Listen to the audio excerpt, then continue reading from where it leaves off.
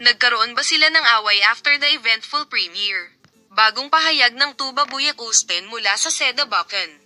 Nasa agenda ng social media ang tensyon ng mga sandali ng dalawang magagandang aktor na sina Seda Bakan at Tuba Büyüküstün sa premiere ng serye kung saan sila magkasama.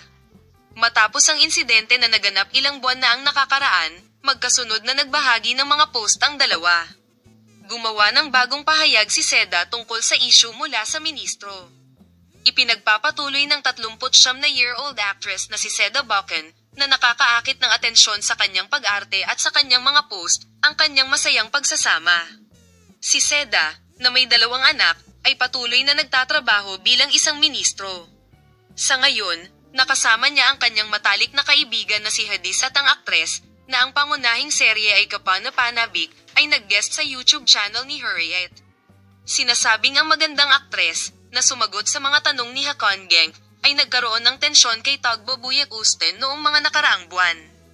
Nakatawag pansin ang mga ugali ng dalawang aktor na dumalo sa premiere ng seryeng pinagbidahan nila. Ang bawat isa sa mga salita ni Seda Bakan ay magkakilala kahit kaunti sa nakaraan, ngunit nang magkakilala sila sa totoong mga termino, ang kanyang mga salita ay hinabi ng dakilang guro sa mga sumusunod na salita, "Hindi kita kilala, alam ko ang butil. At hindi mo alam ang butil, at hindi mo ako kilala."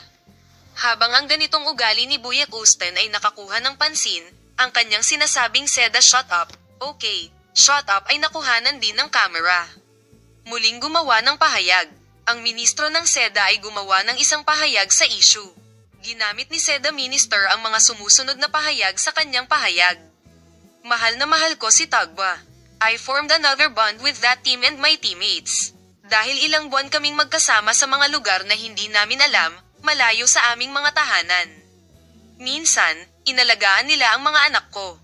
Sabi nila ang isang kape ay maaalala sa loob ng 40 taon.